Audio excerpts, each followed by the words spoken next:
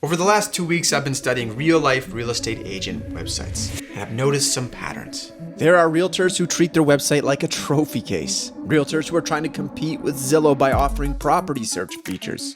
And realtors who keep it simple and friendly.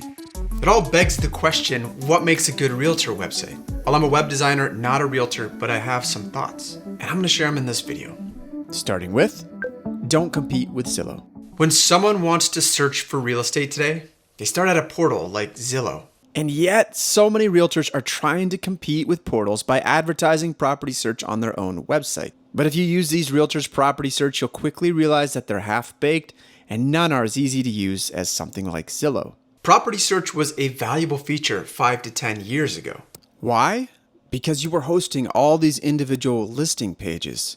People might search that listing in Google and find your website. That era is over though. Look at these results. You're competing against major brands like Redfin, Zillow, or realtor.com, not to mention all the other realtors who are now doing the exact same thing. It's a rat race to the bottom. So you don't need to lead with property search on your homepage anymore. You're not a portal, you're a realtor. So, if not property search, what should be the focus of your homepage? I'm glad you asked. You need to be the focus of your homepage. Realtors have known this forever. Y'all plaster your faces on billboards and buses and benches, and yet it all got confused on the internet. Lots of realtors are still putting stock photos on their homepage. Or of course, they'll put property search on their homepage. But I almost always find if I scroll a bit, I will find a pleasant, warm photo of the realtor. Like, this is a nice enough website, but why is Jennifer stuck down here? That's a great photo. Lead with it. It's the same thing here with Anna and Sarah. And here we have a stock photo on the page, but let's scroll a bit. This is an outstanding photograph of the team. Put it front and center. Don't hide yourself further down the page. For most people, buying and selling a home will be the largest financial investment of their life. They're looking for someone they can trust. And people trust people. Put yourself out there, smile, look friendly. When people land on your website, they are essentially interviewing you before they call. They're wondering if this is a fit. A stock photo says nothing. This photo is a warm handshake. Even if your photo feels a little corny or outdated, don't worry. It's still better than a stock photo. And if you want a better photo, just go and book an afternoon with a photographer. I promise it'll be well worth it. Now, if you want to take this to the next level, add video of yourself. I don't mean silent B-roll of you like walking around. I actually just mean straightforward talking to the camera. Like, this is my brother's and dad's website. They're all realtors. And I did not make their website, but I think it's great. Scroll down and they have a video of themselves. So I think probably the first thing you'll notice about our brokerage. Or like Janelle. Scroll down and she's included some TikTok videos of herself. Day 7. Today's condo is one of my favorite buildings in King West. So we know you want to lead with a warm, friendly photo of yourself. But what should you be writing? Well, I don't know how to say it any better than this. Write like a human. Write on your website as though you're talking to someone in real life. We trust people who speak plainly and clearly, people who talk like a human. So write like that on your website. This is jammed full of marketing buzzwords. Vertically integrated, visionary disruption. They're not a traditional real estate team, they're a real estate force. Who are they trying to impress? Other realtors? Because I don't think actual humans talk like this. You can find these hyperbolic buzzwords on a lot of real estate agent websites. 6-star service. Local expertise, global connections. The definition of luxury without limits. The most trustworthy real estate service. Real dreams, real homes, keeping it real estate. I feel like I'm being a bit harsh. It's not easy to write this stuff. But we do just want to avoid these kind of empty statements. Like, you probably aren't going to say I have a proven success formula to someone in person, so don't say it on the website. Let's take a look at some realtors who are writing well. Finding a home you love. Toronto real estate doesn't have to be stressful. It should be exciting. Perfect. This is outstanding. It's clear, straightforward language. Nothing is vague. But here's what's really great about this. Her writing is client-centered, not realtor-centered. Realtor-centered would be top East Toronto realtor since 2005. Client-centered is finding a home you love. One is bragging about the realtor, and the other is addressing the client's needs. Let's take a deeper look at Janelle's website. Oh yeah, see, let's get the most eyes on your home. See, she's talking about the client's problems, how it works. Oh, this is fantastic. Look how scannable this is. It's pleasant to read. This is actually pretty important. Format your text like Janelle. Make it easy to scan. People don't want to read paragraphs of text on the internet. They want to scan through them. My brothers and dad do a very similar thing. On the seller's page, they have these great little cards that are easy to scan through. But even more important than the design, they are answering a question clients have. What's going to happen if I list with you? This is being client-centered. It's talking about the client's needs and problems. Now, I'm not saying you don't talk about yourself or don't talk about your achievements, because there is a time and place for that.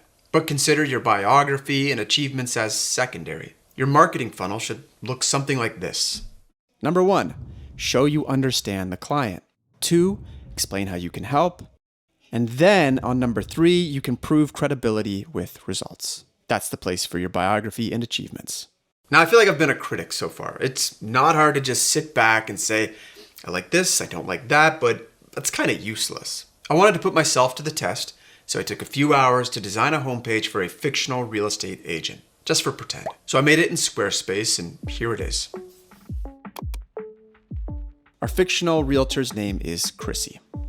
Now, I think real estate is scary and overwhelming for most people, which makes sense. Buying and selling a home will be the biggest financial transaction of most of our lives. That's intimidating. So I wanted to present Chrissy as the solution to that client problem. Real estate without the pressure. Buying or selling a home can feel overwhelming and confusing. I take a patient, no pressure approach and guide you step by step so you can move forward with confidence and clarity. We've stated the problem and suggested Chrissy as the solution. I've also included a small tag, Etobicoke real estate agent, just to be super clear about who Chrissy is and where she works. Scroll down a bit and we've bucketed Chrissy's service into 4 categories. A little further down, we've shared some testimonials. And importantly, we've underlined the most impactful sentence in the testimonial. This is because people tend to scan websites, not read them like paragraphs. Then after that, we offer an opportunity to schedule a call with Chrissy. Again, it's all about being relaxed. We're not pressuring, just offering the opportunity to chat with Chrissy. Now, I'm not a realtor, so I wouldn't suggest you just copy my work. You understand your clients better than me, so the main thing I want to get across is that I've written a marketing funnel. I demonstrate that Chrissy understands the clients, I explain how she can help, and then I prove her credibility with results. It's pretty simple. Now, I built this site in Squarespace, which is just an easy-to-use website builder. I find Squarespace fast and super easy to use. If you want to build your own real estate agent website, I'd highly suggest Squarespace. And you can find a link to it in the video description below. It is an affiliate link, so you'll be supporting my work. That being said, this video is not sponsored by Squarespace. I just use Squarespace for my own websites and happen to like it. There are lots of other website builders you could use too. Plus, it's worth pointing out that both Janelle and Benjamin's Realty are using Squarespace for their websites. So, next up, we're going to go through a few more tips, but we're going to go faster through them. Stop pushing lead capture so hard. The whole point of your website is to generate leads for your business, but push too hard and you're going to push people away. This realtor promises guidance and patience. And yet a few seconds after I land on her homepage, she hits me with this pop-up trying to get me to hand over my email address. But look closely. How do I even dismiss this pop-up? The close icon is hiding up here. What a bad first impression. Land on this brokerage website and they blocked the whole website just to advertise a listing. I don't care about your listing. Dismiss that and they have another pop-up to dismiss. Within moments of landing on this homepage, I'm hit with a pop-up saying he can send me listings. Dude, I just got here. I'll just be scrolling these websites and boom, this pesky thing pops up. It's annoying and it happens all the time. Stop interrupting your potential clients. We just want to browse your website. Lead capture should not interrupt visitors. Lead capture works when it gives visitors a logical next step. And even if you are getting leads from pop-ups, I guarantee these are low quality leads. Probably simply because people don't know how to close your pop-up. Capture leads. So, don't be pushy, but also remember, the entire point of your website is to generate leads. We're running a business here. So don't interrupt your visitors, but always keep the option to contact you close by. That way when they're ready, it's right there. Like Janelle does this perfectly. Scroll her website and there's a persistent Let's Talk button. She also sprinkles it through her content. It's not pesky, it's just there, waiting for whenever someone is ready to contact her. But what I really love is that if you click that button, you can schedule a time to chat with Janelle. Personally, that's exactly what I would want. Let me set a time that works for me. But if you don't want to schedule a time, her email is right here. Janelle doesn't have a phone number listed here, but that's really her decision to make. At the very least, she's made it clear and obvious how to contact her. I also saw some real estate agents just put their phone number or email address in the navigation. That can work really well too. Though when I look at this, I do think having some reassurance beside the contact information is just a good last minute encouragement to people. Like, let's do something here. If you're going to post your phone number, maybe say something as simple as, "We answer our phone. Call us." Just an extra nudge. This is not rocket science. You just have to make it easy and clear for your visitors to get in touch with you. And yet, not all realtors are making it easy. Like, this guy's website looks super expensive. I mean, those videos are not cheap to shoot. And yet, there's no dead simple way to quickly get in touch with him. You can open up the navigation, find a contact us page, and fill out a form. But just contrast the feeling this page gives you compared to Janelle. This feels cold and anonymous. Janelle feels warm, friendly, and approachable. And while we are on the topic of lead generation, can we stop these AI chat pop-ups? Someone wants to reach out to you and you're going to make them talk to AI first? Do you even want to be in this business? It's a people business. Talk to people. Get more from your testimonials. Every realtor has testimonials on their website. But they usually have two problems. First problem, testimonials are hidden away somewhere near the bottom of your website. You'll get more from your testimonials if you place them near a decision point on your website. 2, testimonials are often presented as walls of text.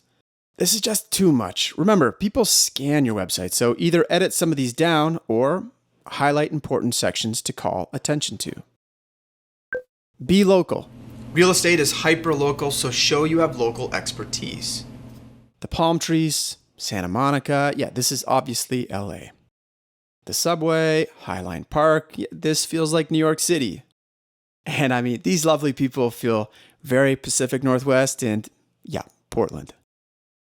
No ghost town blogs. Too many realtors have blogs that haven't been updated in years. If you are featuring a post from 2021 or worse, 2016, just get rid of your blog. What I hope you're taking away from this video is a sense that a great real estate agent website isn't about technology. It's not about fancy property search features. It's not about pushy pop-ups. It's actually more about people. It's about presenting you as a warm and friendly guide. Someone people can trust with the largest financial transaction of their life. If you want to build your own website, I'd suggest Squarespace. It's what I use when I build small business websites. You can find a link to it in the video description. It's an affiliate link, so you'll be supporting my work, but this video is not sponsored by Squarespace. You can also find a link to Janelle and Benjamin's Realty's websites. 2 realtors that I tried to highlight because I think they have a great website that you can learn from. Thanks for watching.